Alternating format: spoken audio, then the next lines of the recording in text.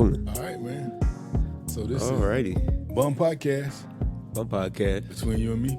between you and me. So you're gonna lead me today. Yes. Today I'm leading, I guess. I had an idea for a conversation, one that we've kind of had in short spurts a few times. Things that I don't know, it almost represents a lot to do with generational differences, I guess. I wouldn't say generational differences, but just like the difference in thought process or the difference in how In certain generations. impacted by the current versus impacted by the future. All right. If that makes sense. I'm gonna explain it. All right, you're gonna have to. Yeah. So what we're talking about today is social media and the differences in how maybe my generation versus your generation, or even just me and you, use social media, because I feel like there's probably a decent difference. And I think this is gonna be an interesting conversation because I don't know if the difference is gonna be as generational It's probably as not it as is generational. It's just like perspective. maybe perspective, a sign of the times, maybe. I don't know. Because my thing for generational was versus like my generation kind of growing up with social media. So this is the norm that we know of, almost to a certain extent. We did social media too. It was called walking down the street and talking to somebody. Right, but that's why it's different because the interaction level is different.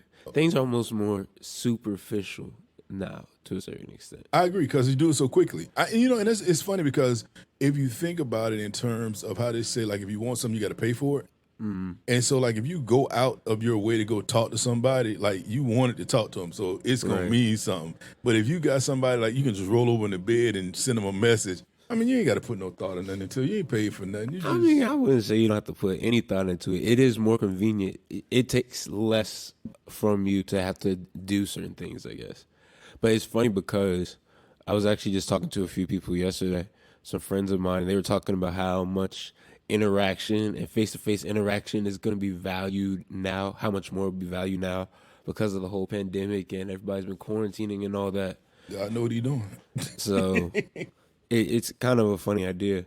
But basically, I guess my whole way of thinking was, I don't know, just growing up with it, because I know you've had some conversations like with me about social media or texting, and you don't think it's I don't know, like a certain way of communication, like it's not as almost authentic or Well, no, okay, so like, what's a word you would use? So I don't have a problem with texting. I just think that you mischaracterize it. So like if I ask you if you talk to somebody, you say, "Oh yeah, I talked to him," and it's over text. You didn't talk to him. And, Like you text with them, like you sent them a message. and it's funny because, like, I understand that. I understand what you're saying, but because I feel like with us growing up with texting, that's almost like a form of communication. It's a But form of talking for it's us. very no. It's a form of communication, but it's not a form of talking. Because look, even something I've noticed between me and you, we text differently, or we understand text messages differently based on how we use text messaging.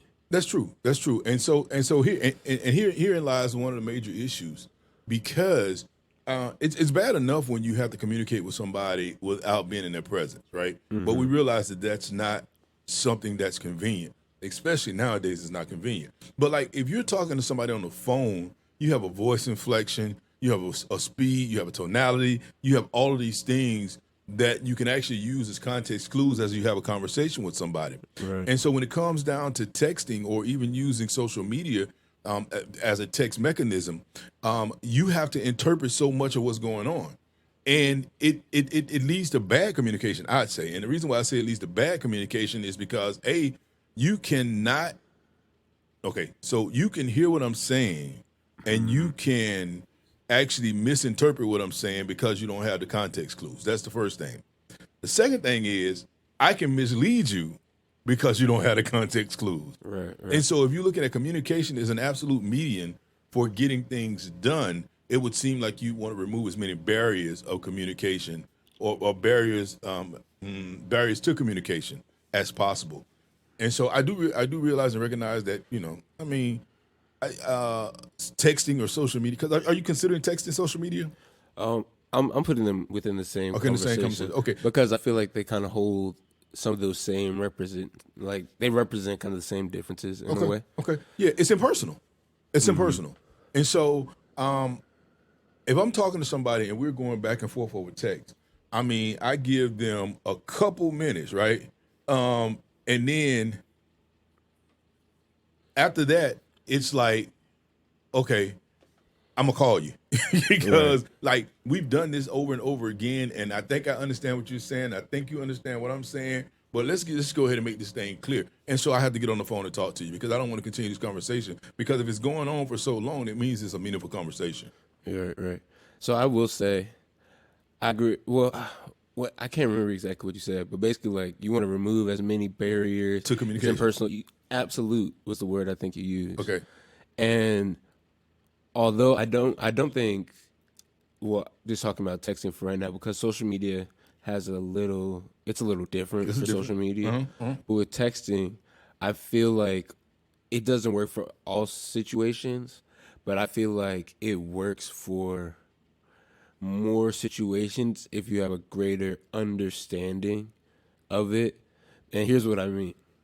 So, texting is it's almost like its own form of English. It's funny because I had like thoughts about it. It's hard for me to remember exactly the word that I was thinking.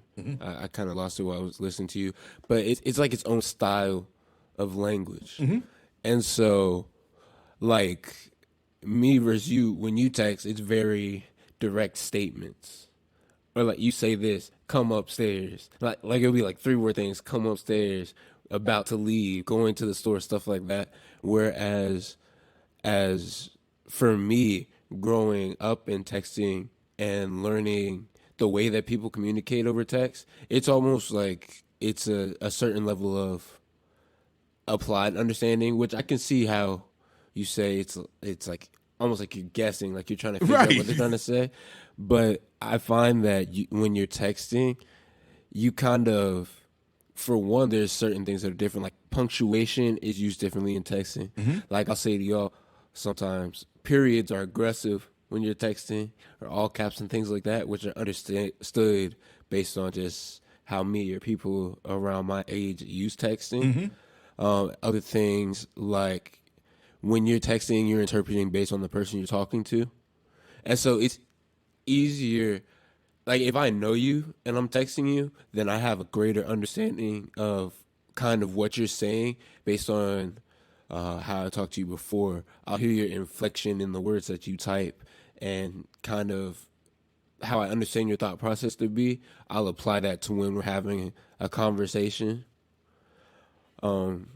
Which I understand that whole thing of leading a lot of things up to interpretation, but it's funny because I'm even finding as I get older, I do appreciate phone call more.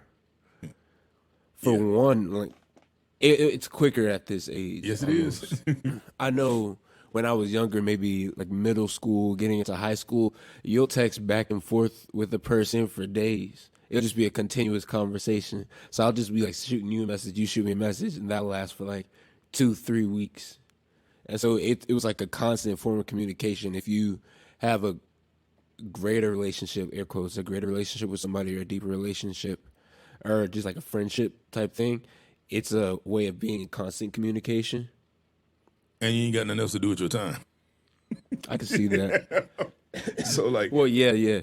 And then as you get older, you're doing more things, or like I'll be talking to somebody, or we'll be talking to group chat, something be like, "My bad, I was driving somewhere," or right. things like that. More things are going on, and so sometimes it's easier to just call somebody.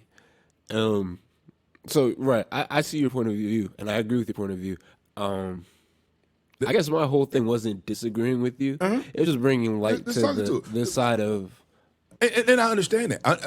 Again, there. So the one thing I will accept is that there's a time and place for everything, right? There's a time. There are several different modes of communication, and I think that if you have all in your arsenal, then it makes you a more adept person or a more a person that can do more things if you have all of the modes of communication in your arsenal. But what tends to happen is, as I see it, like your generation, because you grew up with texting, we grew up with phones, right? But you grew up with texting, and because texting is your thing, then you lean heavily on Towards that the mode of texting. communication. Right. And the problem with that is, it's cool when you're communicating with each other, but communication is not just among your peer group or not just among your generation. You communicate among multiple generations. And so the thing is, it might be cool to figure out which is the best mode of communication for that generation, the person you're trying to get your message across to, if you want them to understand. And B, if there's not a common understanding of text lingo, if you're talking about text messaging, then you're definitely getting stuff lost in translation. And so if you're trying to communicate with somebody who does not use the same type of text lingo or whatever that you use, you're misunderstanding them because they are ignorant to the way you use it. Or they may be misunderstanding you because they're ignorant to the way, And so if the goal is to communicate, which texting is a part of communication, then it shouldn't be leaned on as heavily because it's what's comfortable for you. You should use it selectively based upon the most effective way to communicate. Right. Two things. Remind me of lingo. You said lingo. Okay, Because lingo. I want to get to that as we segue into social media. But my first thing was, it's funny because I don't know how to explain this. Just seeing the way different people use texting, like when you look at maybe older people or people more into business and things like that, they'll use texting as more of a tool, whereas with maybe younger people will use it as a form of communication, and I'm talking even younger than me. Maybe like a main form of communication, like I was talking like middle school, high school type of thing. But even I was just watching a video maybe yesterday, the day before yesterday, and they were talking about in business and how they prefer texting, this is entertainment business, so it's a little different from certain business. But they'll prefer, like, you meet somebody, get their phone number. And so, like, if you shoot somebody a text instead of an email, it's easier to segue from that text into having a call conversation. Correct. And Yeah. knowing where you stand among that relationship with that person business-wise. Versus email can be very impersonal sometimes. Very hoity-toity business almost. I get it. Again, 'cause I can accept text message.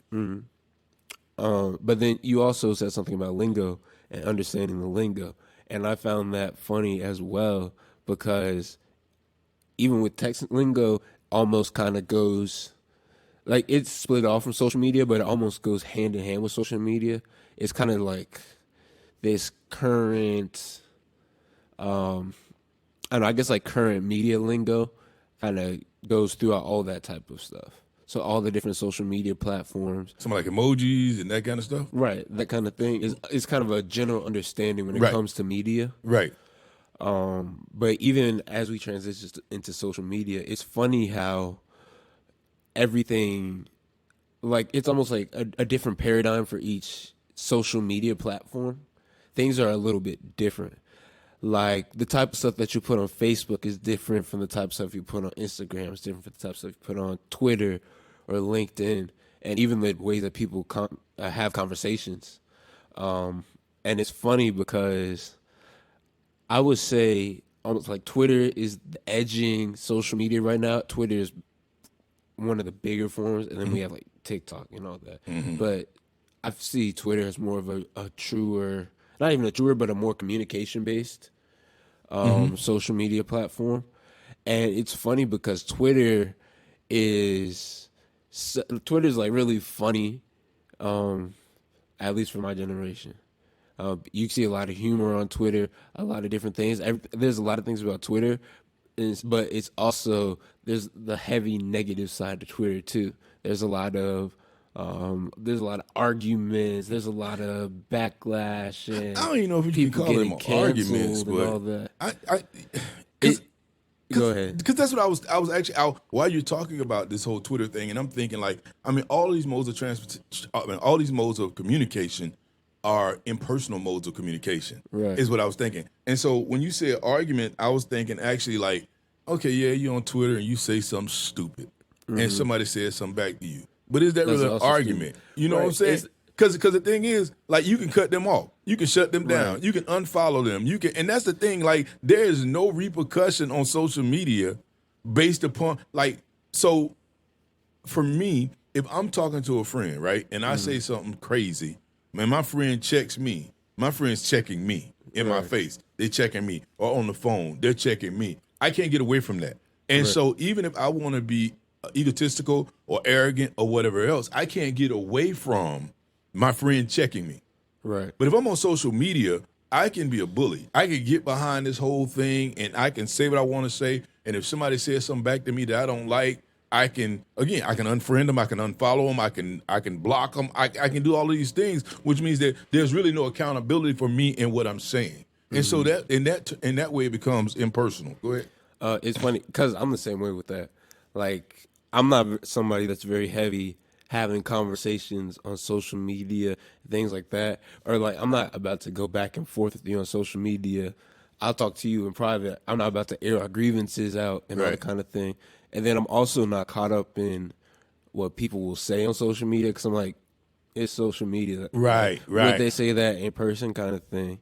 But it's funny because I find myself like I have Twitter, and I have when I first got Twitter, I didn't really use it that much, and I guess the last couple years, I've gotten into using it more.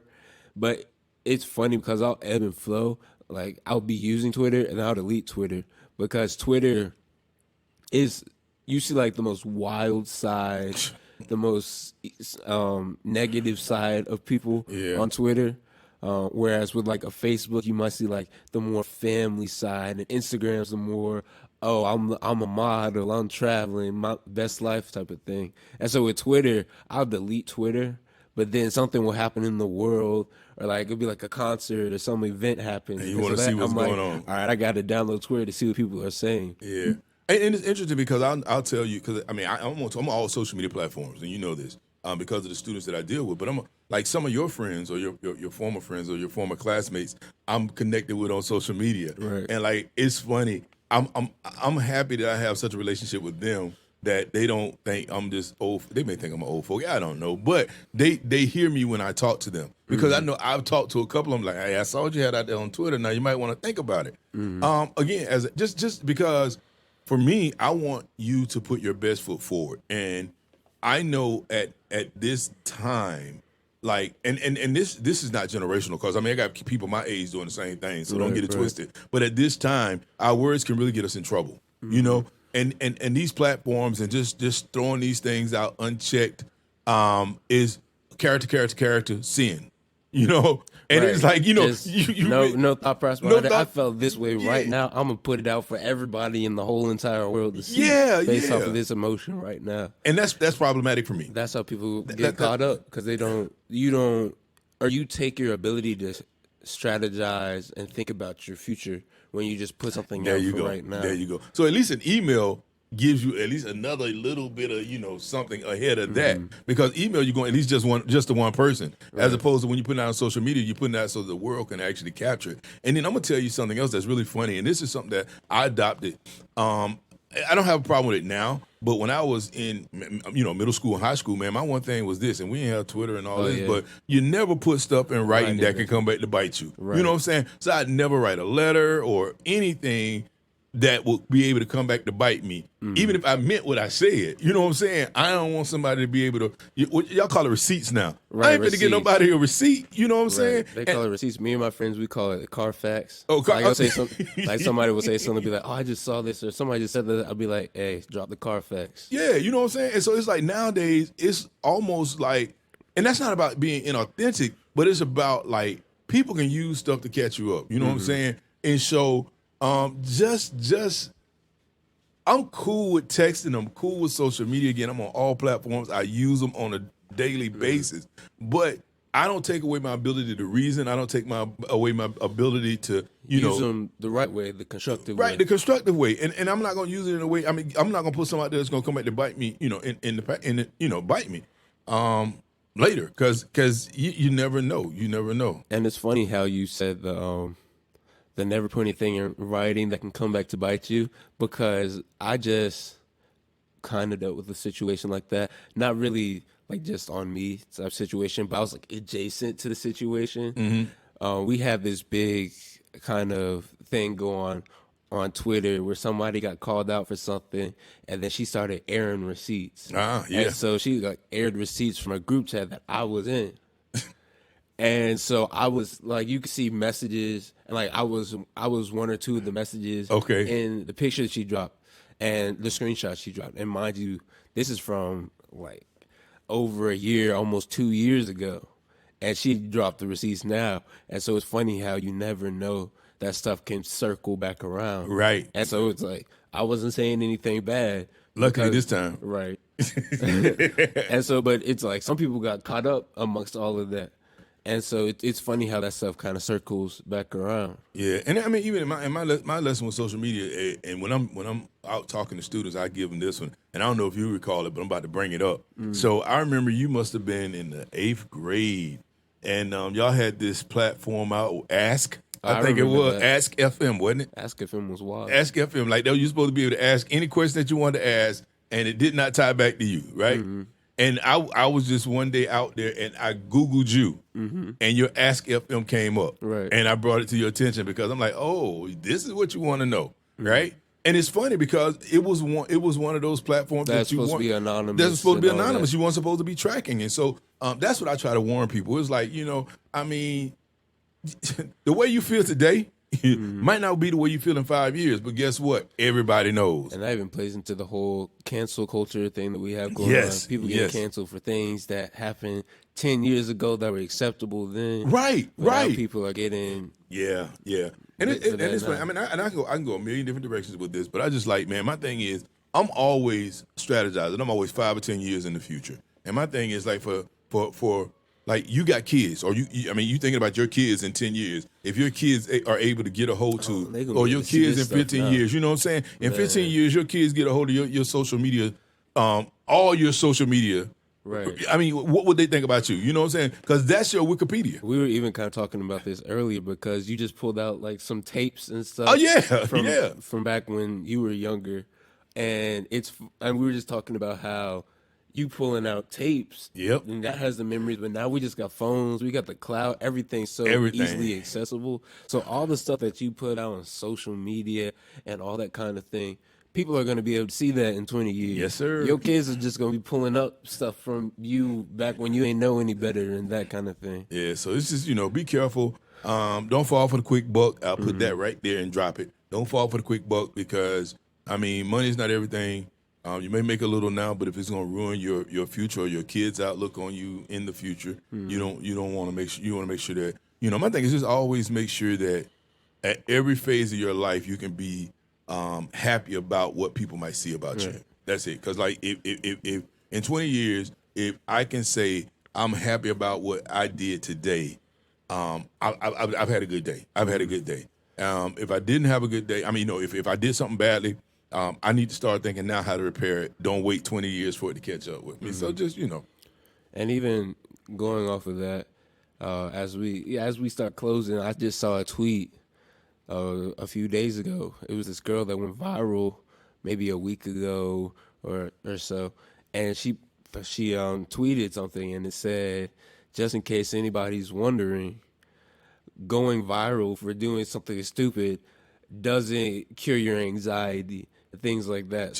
It's like you can say this crazy stuff that fits, I guess, how people are talking or what people are doing now.